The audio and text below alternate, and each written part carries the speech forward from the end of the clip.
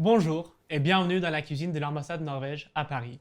Je suis Aelif et aujourd'hui, je vais réaliser des bouchées différents à base de saumon cru et de saumon fumé. Le fait que les plus grands chefs de sushi du monde préfèrent le saumon de Norvège n'est pas une coïncidence. La saveur de saumon de Norvège ne cache aucun secret. Une eau très froide et saine, ce n'est qu'une question d'origine.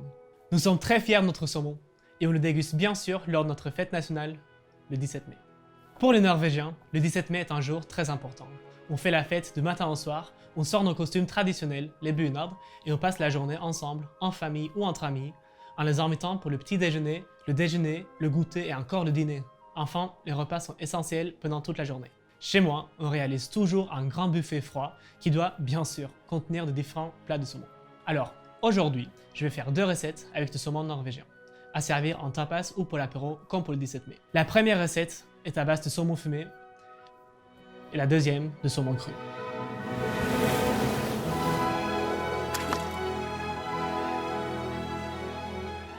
Je vais commencer par la recette à base de saumon fumé. Une roulade de saumon avec une crème de fromage frais au réfort. Je fouette le fromage avec du sel et du jus de citron. J'ajoute du réfort râpé et je vérifie l'assaisonnement avant d'incorporer la ciboulette ciselée. Je commence à disposer des tranches de saumon fumé sur une feuille de film alimentaire. Avec une poche à douille, je couche l'appareil fromage réfort sur les tranches de saumon fumé. Puis, j'étale la crème avec une spatule. Je roule le saumon comme un boudin, bien ferme, et je le laisse reposer au frais pour qu'il prenne. Une fois bien froide, je sors le saumon du frigo et avec un couteau bien affûté, je vais tailler des morceaux d'environ 1,5 cm. Je les mets sur une pique en bois et je décore le saumon déjà enroulé avec une pointe de crème de fromage frais au réfort, des œufs de saumon et quelques herbes fraîches. Et voilà, des sucettes de saumon fumé, idéales pour l'apéro. Ensuite, je vais préparer un tartare de 2 saumons, fumé et nature. J'y ajouterai de l'oignon rouge, du concombre, de la ciboulette, de la coriandre, de l'aneth, du zeste de citron vert et du piment d'Espelette.